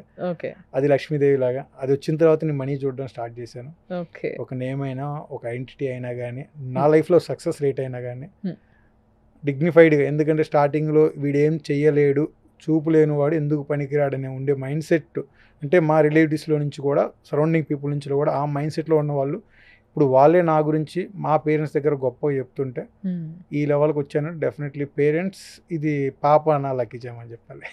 అది బాబు కూడా ఉన్నాడు. ఫస్ట్ పాప 9 years, బాబు 6 years. ఓకే. సో వాళ్ళిద్దరికి డాడీ క్రికెట్ ఆడతాడని తెలుసు. నేను మామూలుగా యాక్చువల్లీ నేను చాలా తక్కువ టైం ఇస్తాను పిల్లలకి. ఎప్పుడైనా ఇంటికి వెళ్తే ఏంటంటే నేను 3 years బ్యాక్ స్పోర్ట్స్లో PCL ఇంజురీ అయిందనమాట. PCL అంటే బ్యాక్ సైడ్ లెగ్మెంట్ ఒకటి కట్ అయిపోయింది కంప్లీట్గా. నాకు ఇంతకంటే లెగ్ బెండ్ అవ్వదు, ఇంతే, ఇంక వెనక్కి రాదు అసలు. ఓకే. ఇంకా నాకేంటంటే 2022 డిసెంబర్లో వరల్డ్ కప్ ఉంది. ఆ టైంలో నేను వరల్డ్ కప్ ఆడాలని డిసైడ్ అయ్యి డాక్టర్ దగ్గరికి వెళ్తే హైదరాబాద్లో ఒక డాక్టర్ ఏమో 12 to 18 months అన్నాడు. 12 to 18 months నాకు టైం లేదు. వరల్డ్ కప్ ఆడాలి అంటే వితిన్ 10 monthsలో ఐ షుడ్ బి ఫిట్, లేకపోతే నేను ఆడలేను. బెంగళూరులో NCAకి సంబంధించిన ఒక హాస్పిటల్ ఉంది, నేషనల్ క్రికెట్ అకాడమీ. ప్లేయర్స్ కొంతమంది అక్కడికి వెళ్ళి సర్జరీ చేయించుకుంటారు. అక్కడికి వెళ్తే తొందరగా రికవరీ ఛాన్సెస్ 50-50 ఉన్నాయి అనమాట. దానికోసం బెంగళూరులో సర్జరీ చేయించుకొని ఇంట్లో చెప్పకుండా ట్రాన్స్ఫర్ తీసుకొని, ఎందుకంటే నేను SBIలో వర్క్ చేస్తాను యాజ్ డిప్యూటీ మేనేజర్. ట్రాన్స్ఫర్ తీసుకొని బెంగళూరు వెళ్ళిపోయి అక్కడే ఉండి ఫ్యామిలీ షిఫ్ట్ చేయకుండా ఒక్కనే morning physiotherapy, office hours again physiotherapy, అలా కష్టపడుతూ ఎలోన్గా వితిన్ 8 monthsలో I started playing again. Very nice, wonderful. దాని తర్వాత 2012 వరల్డ్ కప్ విన్ అయ్యాము, ఫైనల్స్ సెంచరీ స్కోర్ చేసాం, match the series. 2023 silver medal వచ్చింది. ఆ సర్జరీ తర్వాత నా కంట్రిబ్యూషన్ వల్ల చెప్పాలంటే అర్జున్ అవార్డు వచ్చిందని చెప్పాలి. అంటే ఎన్ని ప్రాబ్లమ్స్ వచ్చినా కానీ దీన్ని వదిలిపెట్టలేదు నేను. నాకు ఫస్ట్ ప్రయారిటీ క్రికెట్ ఉంటుంది, దాని తర్వాత ఫ్యామిలీ అయినా ఏదైనా. India cricket family. ఎప్పటికీ ఆడుతూనే ఉంటారా క్రికెట్? ఇట్లా అట్లేం లేదు, బట్ ఇప్పుడు ఏజ్ కూడా ఫ్యాక్టర్ ఉంటుంది. టోర్నమెంట్స్కి వెళ్ళిన ప్రతిసారి ఇంజురీస్ అవుతున్నాయి, అంటే బాడీ చెప్పేస్తుంది ఇంకా చాలు, నువ్వు ప్లేయర్గా ఇంకా అన్ఫిట్, నువ్వు మెంటల్గా ఆల్రెడీ నాకు బాడీ చెప్పేసింది. అప్పుడే అంటే మల్టిపుల్ సర్జరీస్కి వెళ్ళిపోయాను మేడం. మల్టిపుల్ సర్జరీస్ అయినాయి, చాలా దెబ్బలు తగిలినాయి. చాలా దెబ్బలు తగిలినాయి. నేను ఫస్ట్ విజువల్ ఇంపెయిర్డ్ క్రికెట్ ఆడడం కోసం నా సొంత డబ్బులు 4 లక్షలు పెట్టుకొని సర్జరీకి పోయి నేను రికవరీ అయ్యి ఫ్యామిలీని వదిలేసి అన్ని వదిలేసి పిచ్చోడ్లాగా, అంటే అది పిచ్ అని చెప్పాలి, క్రికెట్ కోసం ఫుల్ డెడికేషన్ చేశాను. ఎన్ని సర్జరీస్ అయి ఉంటాయి సార్ మీ బాడీ? నాకు ఇప్పటి వరకు 3 surgeries అయినాయి మేడం. అంటే మొత్తం మేజర్లీ నీస్, రెండు నీస్కి అయినాయి, షోల్డర్కి అయింది, ఇంక 3A main part. Anaesthesia multiple times ఇచ్చారు బ్యాక్ కి. ఆ బ్యాక్ అనస్థీషియా అంటే మీకు తెలుసు బాగా హర్ట్ చేస్తుంది. సిజేరియన్ కి పెద్ద ఒక ఇంజెక్షన్ కే అయిపోతుంది, వీక్ అయిపోతుంది. మల్టిపుల్ అయినాయి నాకు. ఇంత అయినా కూడా. And you look fit sir నిజంగా. మీరు లుక్స్ అట్లా wise fit but Huh. Maybe muscles not fit. Okay. So మరి మీ బాబుకి కానీ ఏమైనా ఇంట్రెస్ట్ ఉందా క్రికెట్, మీ పాపకి కానీ? బాబుకి వాడికి స్పోర్ట్స్ అంటే ఇంట్రెస్ట్. Interest. ఒక స్పోర్ట్స్ అని వాడు డిసైడ్ అవ్వలేదు, ఓకే. ఆడాలంతే. స్టడీస్ మీద ఇంట్రెస్ట్ లేదు నాలాగా. Mm. నేను ఎప్పుడు పిల్లల్ని ప్రెషర్ పెట్టాను. పాపకి స్టడీస్ మీద బాగా ఇంట్రెస్ట్. But okay. తను ఏంటంటే స్ప్రింటింగ్ బాగా చేస్తుంది. ఓ జాయిన్ చేయాలని చెప్పేసి, ఎందుకంటే నేను వాళ్ళతో పాటు ఉండట్లేదు. ఇప్పుడు నా కెరీర్ ఏం చేయాలో అది చేశాను. Hmm. ఇప్పుడు నేను ఈ టైంలో వాళ్ళ కెరీర్ కోసం టైం ఇవ్వకపోతే Hmm. I'm unfit as a father Hmm. అని చెప్పి ఇంకా నేను వాళ్ళకి టైం ఇవ్వాలని డిసైడ్ అయ్యాను. ఎందుకంటే నేను ఇంటికి వెళ్ళిన ప్రతిసారి Hmm. డాడీ, మా బావ ఏమంటాడంటే, ఇప్పుడు స్కూల్లో డిస్కషన్ అవుతుంది, మీ డాడీ వచ్చారంటే one day come one day go అంటాడు. ఒక రోజు వెళ్ళిపోతాడు, ఇంకో రోజు అని ఒకటే చెప్పేసి. రోజు వచ్చి వెళ్ళిపోతాడు అని ఆ చెప్తున్నారు. సిచ్యువేషన్ నుంచి Hmm. 1 hour come 1 hour go అయ్యో. అక్కడికి వచ్చేసింది. ఓకే. మరి ఇట్లా ఉంటే కష్టం. అంటే వాళ్ళు ఎప్పుడు నన్ను ఆపేవాళ్ళు కాదు. నాన్న స్పోర్ట్స్కి వెళ్తున్నాను, నాన్న క్రికెట్ కంటే, okay daddy all the best Hmm. అని స్మైల్తో పంపించేవాళ్ళు. చిన్న But- పిల్లలు కదా, వాళ్ళకి చెప్పిండ్రా అర్జున అవార్డు వచ్చింది and the value of the award and all? అంటే పాపకు అర్థమైంది, ఓకే. బాబు వాడికి ఇంకా అంత తెలియదు. మా Hmm. డాడీ క్రికెట్ ఆడతాడు, మా డాడీ క్రికెటర్. Hmm. బాబు అప్పుడప్పుడు నా టీషర్ట్లు వేసుకుంటారు Hmm. వాళ్ళు. అంటే పెద్దైనా కానీ మీరు తప్పకుండా ఈ ఇంటర్వ్యూ మీ పిల్లలకి చూపించండి. షూర్. నేను చెప్తున్నా, యువర్ డాడీ ఈజ్ గ్రేట్ నిజంగా చెప్పాలంటే. ఎందుకు అని అంటే అన్ని దెబ్బలు దాకించుకొని ఎంతో ఫైట్ చేసి, అంటే లైఫ్లో ఒకటి సాధించాలనుకున్నప్పుడు దాన్ని టు ది పీక్స్ సాధించడంలో మీ డాడీ పేరు కొట్టేసిండు. సో అంతేకాకుండా అర్జున అవార్డు తీసుకున్నారు. అంటే ప్లేయర్స్కి ముఖ్యంగా గేమ్స్లో ది బెస్ట్ అవార్డ్. అలాంటి ఒక ర్యాంక్ 1 అవార్డు తీసుకోవడం అనేది మామూలు విషయం కాదు. ప్రెసిడెంట్ ఆఫ్ ఇండియా అది అందజేయడం అనేది అంత ఈజీ కాదు. సో అది తీసుకోవడం అనేది చాలామందికి కలగా ఉంటుంది. ఆ కళని నెరవేర్చుకున్నారు. సో ఇలాంటివి మీరు కూడా సాధించాలని కోరుకుంటున్నాం. బట్ ఇది మీ డాడీ సాధించింది. సో ఇది నేను చెప్తున్నా. బికాజ్ చాలాసార్లు పిల్లలకి వాళ్ళ తండ్రులు ఒక పీక్లో ఉన్నారు వాళ్ళ కెరియర్ అంటే, మీరు ఇందాక అన్నట్టుగా అదే ఇప్పుడు ఒక నార్మల్ క్రికెటర్కి ఇలాంటి ఒక క్రెడిట్ ఉంటే అసలు మొత్తం అన్ని మోగిపోతాయి, మోగిపోతాయి మీడియా ఛానల్స్లో అన్నిట్లో. But yes, I completely accept. Why people they are not treating like a sports person? Yes. Okay, ఆ లెవెల్ రిసీవింగ్ వద్దు. ఓకే, మేబీ కమర్షియల్గా దే ఆర్ ఎర్నింగ్ లాట్. ఆ లెవెల్ కాకుండా ట్రీట్ అస్ ఏ లైక్ స్పోర్ట్స్ పర్సన్ గుర్తించండి చాలు. Sports Yes. పర్సన్కి basic things provide చేస్తే వాడు ఫోకస్ అంతా గేమ్ మీద ఉంటుంది. Yes. అతను ఆ రెస్పెక్టివ్ స్పోర్ట్స్లో ఇండియాకి ఏదో ఒకటి తేవడం కోసం ది బెస్ట్ ఇస్తాడు. Best Yes. ఇవ్వడం వేరు, ది బెస్ట్ ఇవ్వడం వేరు. Yes. ది బెస్ట్లోని you will get result. Yes. ఇవి ఉండాలని చెప్పేసి నా తాపత్రయం. సరే, మీరు ఒక క్రికెటర్గా చెప్పండి. ఇప్పుడు మీకు ఇష్టమైన క్రికెటర్ ఎవరు? రెగ్యులర్ క్రికెటర్లో చెప్పాలి అంటే దోస్ డేస్, అంటే క్రికెట్ మీరు అప్పుడప్పుడే start స్టార్ట్ అయినప్పుడు, చేసినప్పుడు. పిచ్ స్టార్ట్ అయినప్పుడు నాకు ఆ టైంలో రేడియో కామెంటరీ వింటూ నేను ఇన్స్పైర్ అయింది వచ్చేసి సచిన్ సార్. ఎస్. ఆయన డెడికేషన్, ద్రావిడ్ గారు వికెట్ ఇవ్వడు యా. అసలు, లక్ష్మణ్ గారు రిస్ట్ ప్లేయర్, యా. సేవాగ్ ఎవరికి భయపడి అందరూ భయపడతారు, గంగులీ గారి దగ్గర నుంచి క్యాప్టెన్సీ స్కిల్స్. ఈ 5 members they are my role model. Very nice. And మరి ఇప్పుడున్న క్రికెటర్స్లో ఇప్పుడు అంటారా, నాకు ఓకే, బట్ కమర్షియల్ ఎక్కువ అయిపోయింది. Yeah yeah. కమర్షియల్ ఎక్కువైపోయిందని చెప్పేసి నేను పెద్ద, but we do have a very good players నిజంగా గుడ్ చెప్పాలి. ప్లేయర్స్ ఉన్నారు. But Huh. All they are playing, అంటే ఆ రోజుల్లో ప్లేయర్స్ నన్ను ఇంప్రెస్ దే ఆర్ చేసినట్టు, టూ మచ్ డెడికేటెడ్. ఆ రోజుల్లో ప్లేయర్స్ నన్ను ఇంప్రెస్ చేసినట్టు ఇప్పుడు ప్లేయర్స్ అయితే అంత ఇంప్రెస్ లేదు. ఎందుకంటే నేను అప్పటి ప్లేయర్ కాబట్టి. Okay okay. సో అంటే వీళ్ళేం తక్కువ అని కాదు కానీ అంటే అప్పుడున్న రిసోర్సెస్, అప్పుడున్న వాటితో కోహ్లీ కూడా కానీ ధోని వాళ్ళు- కానీ. ధోని గారు అల్టిమేట్. ధోని దగ్గర నుంచి చాలా నేర్చుకున్నాను. యా. ధోని గారు కూల్ అంటారు కానీ ఆయన ఫేస్ ఎక్స్ప్రెషన్లోనే అగ్రెసివ్ చూపించేస్తాడు. మేబీ అరవడం మీకు ఎట్లా తెలిసింది సార్ అది? అప్పుడు నాకు అనిపించేది. ఓహో, అప్పుడు సంగతి చెప్తున్నారా మీరు? ఓకే. ఆయన ఫేస్ ఎక్స్ప్రెషన్స్తోనే ఒక్క చూపు చూస్తాడు. ప్లేయర్స్ వైపు చూడాల్సిన అవసరం లేదు. ఇట్లా అంటాడు, తప్పని వెళ్ళిపోతారు ప్లేయర్స్. కథలు లేదా ఇట్లా చూస్తే వెళ్ళిపో, అంతే, అయిపోయింది అక్కడ. అది మెయిన్ ఏంటంటే నువ్వు అరవాల్సిన అవసరం లేదు. నీ మైండ్ని కూల్ పెట్టుకో, నీ ఎక్స్ప్రెషన్స్తో ప్లేయర్స్కి నీ మెసేజ్ కన్వే చేయి. ఎందుకు గట్టిగా అరిచి చెప్తే ఆటోమేటిక్గా అవతలోడికి తెలిసిపోద్ది మన ప్లానింగ్స్. ఈడి చూపులో ఏం మెసేజ్ పెట్టాడు రా బాబు అనేది అవతలోడు కన్ఫ్యూజ్ అయిపోతుంది. Yes yes, absolutely. అండ్ నిజంగా నేను ఇంకొక రిక్వెస్ట్ కూడా పెడుతున్నా. ఇది రిక్వెస్ట్ అనుకోండి, ఏమైనా అనుకోండి, నాకు అనిపించింది ఏంది అని అంటే క్రికెటర్స్ గురించి మాట్లాడుతున్నాం కాబట్టి చాలామంది క్రికెటర్స్కి చాలామంది కంపెనీస్ వాళ్ళని వాళ్ళ బ్రాండ్ అంబాసిడర్గా ఉండమని రిక్వెస్ట్ చేస్తారు, కోట్ల కొద్ది పైసలు ఇస్తారు. ఇది వాళ్ళకి వాళ్ళ ఫ్యామిలీ గురించి ఆలోచించుకోవాల్సిన అవసరం లేకుండా చాలా చాలా హ్యాపీనెస్ ఇస్తుంది. బికాజ్ అల్టిమేట్గా మనకి బతకడానికి కావాల్సిన పైసలే. సో నిజంగా చెప్పాలంటే ఇలాంటి ప్లేయర్స్ని కూడా బ్రాండ్ అంబాసిడర్స్గా తీసుకోవాలి. సూటబుల్ కంపెనీస్ ఉంటాయి చాలా. సో అలాంటి కంపెనీస్ ఎంకరేజ్ చేయాలని నేను కోరుకుంటున్నా. ఎందుకు అని అంటే అట్లీస్ట్ త్రూ దట్, ఎందుకంటే యాడ్ మాటికి వస్తూ ఉంటుంది కాబట్టి అందులో మీరు హైలైట్ అవుతారు, మీరు కనిపిస్తూ ఉంటారు మాటికి. So yes, this is a person, he is a person who played for India from blind cricket team అని చెప్పేసి ఒకటి బాగా హైలైట్ అవ్వాలి, మాటికి కనిపించాలి అని అంటే this is the only option. కాబట్టి in that way I'm trying to request some brand people to take this Ajay sir as a brand ambassador. Not me, our cricketers also is there. See, yes, many of them. ఎందుకంటే మామూలుగా branding అంటే they are ఇక్కడ ఒక దగ్గర start అవ్వాలి. వాళ్ళు ఖచ్చితంగా ఏంటంటే గ్లామర్ వెనకబడతారు. మా ప్లేయర్స్ లో కూడా గ్లామర్ గా ఉన్న ప్లేయర్స్ చాలా మంది ఉన్నారు. They don't looks like like differently abled. వాళ్ళ బాడీ లాంగ్వేజ్ అయినా కానీ, వాళ్ళ ఫేస్ అయినా కానీ గ్లామర్ కి తక్కువ ఉండదు. డెఫినెట్లీ ఆఫ్టర్ దిస్ తప్పకుండా దిస్ విల్ హ్యాపెన్ అని అనుకుంటున్నా సార్ నేను. తప్పకుండా జరగాలి. Thanks for your appeal madam. Appeal ఏముంది sir, see you deserve it. I am just giving a clue అంతే. So yes, this should happen. I'm hoping for this. And తప్పకుండా మీ first ad మీకు వచ్చినప్పుడు నాకు పార్టీ ఇచ్చేసేయాలి. Sure madam, sure. Okay, done, very nice. So మరి ఏంటి next మీరు ఏం చేయబోతున్నారు? ఇప్పుడు మీకు మీ బాడీ చెప్తుంది టు క్విట్, చాలు ఇంకా నువ్వు ఆడలేవు అన్న విషయం చెప్పేస్తుంది. So what is your next step? క్రికెట్ని అయితే మొత్తం వదులుకోలేరు అనుకుంటా, నాకు తెలిసి మీకున్న ప్రేమకి. First priority I want to spend little time with kids. ఎందుకంటే పాప కన్నా కొంచెం టైం ఇచ్చాను కానీ బాబుకి ఇంతవరకు వాడి బర్త్డేకి నేను లేను.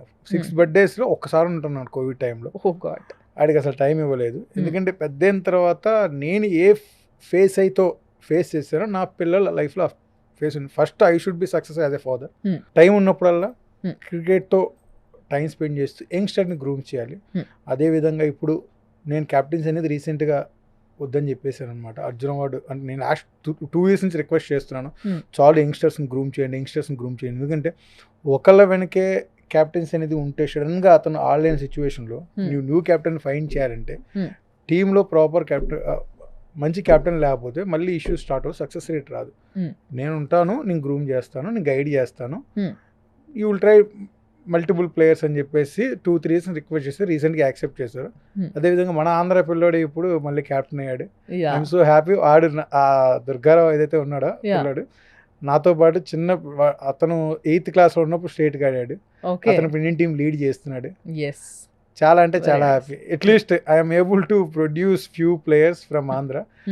ఇప్పుడు నాకేంటంటే ఇంకా ఇప్పుడు ఆ జనరేషన్ ప్లేయర్స్ అయిపోయారు, ఇంకా కొత్త జనరేషన్ ట్రైన్ చేయాలి స్టేట్ లెవెల్లో. ఇన్ కేస్ గవర్నమెంట్ సపోర్ట్ కానీ ప్రైవేట్ కంపెనీస్ వస్తుంది. ఎందుకంటే ఫైనాన్షియల్లీ ఇప్పుడు ఆడుతూనే ఉంటారు. బట్ ఫర్దర్ మీరు ఏమైనా కోచ్ అయ్యే అవకాశం ఉందంటారు అయితే? Definitely madam. I already trained, as of now I trained 300+ cricketers based on projects. వాటిలో 300లో 60-70 ప్లేయర్స్ వాళ్ళు స్టేట్కి ఆడారు, 6 members ఇండియాకి ఆడారు. Okay, very nice. సో మంచి ప్రొఫైల్, నిజంగా మీకు ఉన్నది కూడా చాలా బెస్ట్ ప్రొఫైల్. ఈ ప్రొఫైల్ బయటికి రాకపోవడం అనేది నాకే అసలు ఏందబ్బా ఇంత నాలెడ్జ్ ల్యాకింగ్లో ఉన్నామో మనం అంతా అనిపిస్తుంది నాకు. సో సార్, బేసిక్గా క్రికెటర్స్ అంటే ఇప్పుడు వరకు చాలామంది క్రికెటర్స్ ఇంటర్వ్యూస్ చూసినప్పుడు నాకు అనిపించింది వాళ్ళు ఫుల్ ఒక పద్ధతిలో డైట్ చేస్తారు, ఒక పద్ధతిలో ఈ టైం నుంచి ఈ టైం వరకు పడుకోవడం, ఈ టైం నుంచి ఈ టైం వరకు ప్రాక్టీస్, ఈ టైంలో ఇది తినాలి, ఈ టైంలో ఇది తాగాలి. ఎంజాయ్ చేసేటప్పుడు చేస్తారట బాగానే, కానీ బట్ మిగతా టైంలో ఫుల్ స్ట్రిక్ట్గా ఉంటారని చెప్పేసి విన్నా. మీరు కూడా అంతే డైట్ మెయింటైన్ చేస్తారా? ట్రూ. ఏంటంటే బేసిక్లీ ఐఎమ్ ఏ ఫుడీ. నేను స్టార్టింగ్లో ఇంకా ఉన్నప్పుడు ఎంత తినేవాడిని అంటే నాన్ వెజ్ తప్ప ఇంకోటి ముక్క లేకపోతే ముద్ద దిగదు నాకు. అటువంటి టైం నుంచి వన్స్ 2016 క్యాప్టెన్ అయ్యే టైంకి బాగా వెయిట్ అయిపోయాను.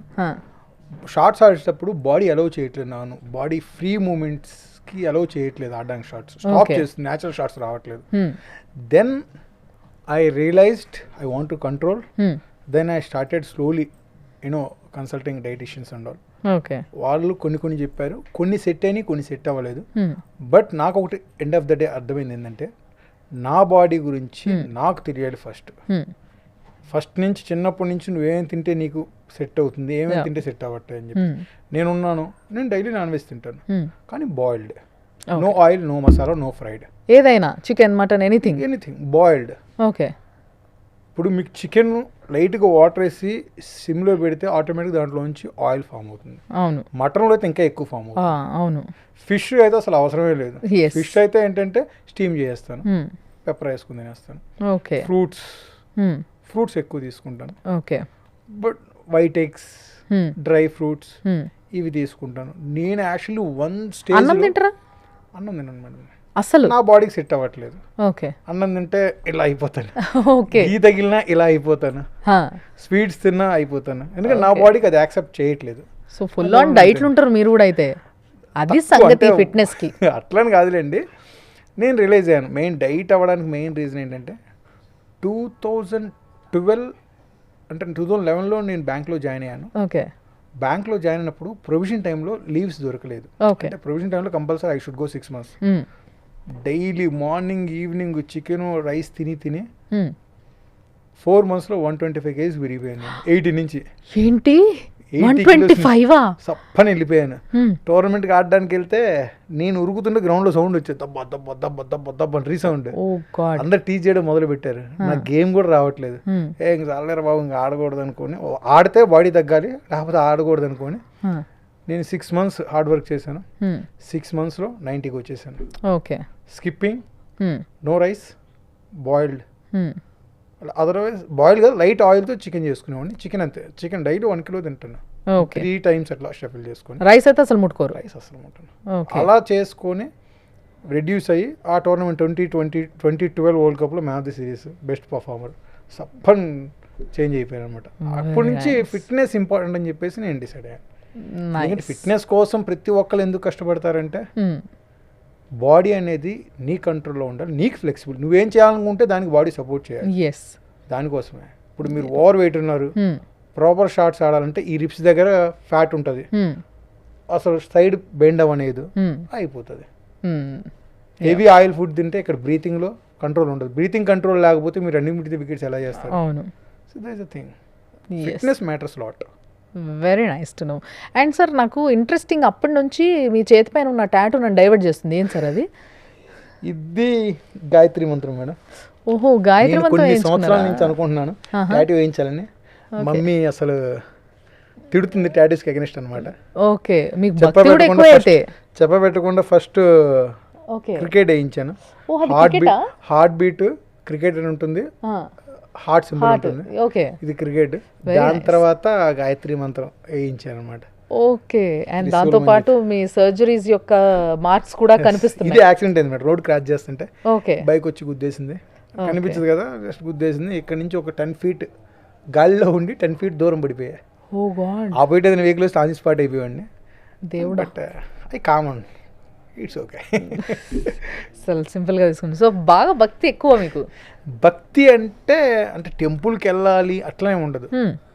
నాకు ఐస్ క్లోజ్ చేసుకొని మనస్ఫూర్తిగా నేను అనుకున్న దేవుణ్ణి ప్రే చేసుకుంటాను. ఒక్కొక్కసారి ఎంత ఫేమస్ టెంపుల్కైనా వెళ్ళండి, అక్కడ పాజిటివ్ వైబ్స్ నాకు అనిపించదు. కొన్ని టెంపుల్స్కి వెళ్ళినప్పుడు పాజిటివ్ వైబ్స్ అనిపిస్తాయి. దట్ ఈస్ ద టెంపుల్ అనుకుంటాను. కొన్ని temples are really very special నిజంగా. ఎందుకంటే ఏదైతే స్మెల్ వస్తుంది టెంపుల్కి వెళ్ళినప్పుడు, ఆ స్మెల్ అనేది గుడిలో, ఎందుకంటే నిష్టతో వాళ్ళు చేసే పూజల వల్ల పాజిటివ్ వైబ్స్ పెరిగి మనలో ఉన్న నెగిటివ్ క్లోజ్గా అయిపోయి మీకు ఇచ్చే freshness, that's call believe God. Yeah, absolutely. That's nice to know sir నిజంగా. Thank you. But very nice sir, it's too good to know about you నిజంగా చెప్పాలంటే. And if you have something to say for our audience, please చెప్పండి. ఆడియన్స్కి మాత్రం just through Suman TV I want to appeal you each and everyone, like ఈ విధంగా అడగాలనుకుంటున్నాను. దయచేసి మీరు ఎవరినైనా కానీ బై లుక్స్ జడ్జ్ చేయొద్దు, వాళ్ళ టాలెంట్ చూడండి, కుదిరితే సపోర్ట్ చేయండి, క్రిటిసైజ్ మాత్రం చేయొద్దు. సొసైటీలో ఎవరైనా డిఫరెంట్లీ ఏబుల్ పర్సన్ మీకు ఎదురైతే కుదిరితే సహాయం చేయండి, కానీ అతన్ని బాధ పెట్టే విధంగా మాటలు మాత్రం వదిలిపెట్టదు. This the only one appeal I'm doing through Suman TV. At the same time different label people అనే కాదు, Hmm. నార్మల్ పర్సన్స్ కూడా చిన్న చిన్న విషయాలకే గివప్ ఇచ్చేస్తున్నారు. Hmm. అది nothing, it's all about your mind set. Hmm. Never give up. Try fail. After many failures one success will come in your life. ఆ success ఒక్కటి నీ స్ట్రగల్స్కి, నీ ఫెయిల్యూర్స్కి answer. Wait for the Yes. Success, try your best, don't give up. Very nice inspirational saying you have said finally. But నిజంగా చాలా మంచి మాట. ఆ లాస్ట్ మాట నాకు బాగా నచ్చింది. అన్నీ బాగుండి ఏదో చెయ్యాలన్న ఆలోచన కూడా ఉండి, థాట్స్ ఉంది, ఏందబ్బా ఊకే ఫెయిల్ అవుతున్నాం, మనకి వేస్ట్ ఈ లైఫ్ అని చెప్పేసి చాలామంది చిన్న వాటికి పెద్ద పెద్ద వాటికి సూసైడ్స్ ఇలాంటివి కమిట్ అవుతూ ఉంటారు. బట్ ఆలోచించండి, అసలు అలాంటివి చేస్తే మీ పేరు అసలు ఎవరు గుర్తు కూడా పెట్టుకోరు, అసలు అవసరం కూడా లేదనుకుంటారు, అంత భయం ఏంది మనిషికి బతకడానికి అనుకుంటారు. బట్ ఒక్కసారి వాటన్నిటిని ఓవర్కమ్ చేసి మనం ఉండాల్సిన ప్లేస్లో ఉంటే ఎట్లుంటుంది కథ అంటే ఇట్లుంటుంది అనమాట ఇప్పుడు చూస్తున్నట్టుగా. So very nice talking to you sir. Thank you so much and all the best. ఇంకొకసారి కంగ్రాచులేషన్స్. Thank చాలా you, madam. మంచి లైఫ్ మీకు ఉండాలి ఇంకా. Thank you. అండ్ మీరు ఎంతో మంది క్రికెటర్స్ని ట్రైన్ చేయాలి, అద్భుతమైన క్రికెటర్స్ బ్లైండ్ టీంలో రావాలి. అండ్ రానున్న కాలంలో బ్లైండ్ క్రికెట్ అనేది సమానంగా చూడాలి నార్మల్ క్రికెట్తో పాటు అని కోరుకుంటున్నా. Thank you, madam. Thank you so so much. Thank you, madam. Thank you so much.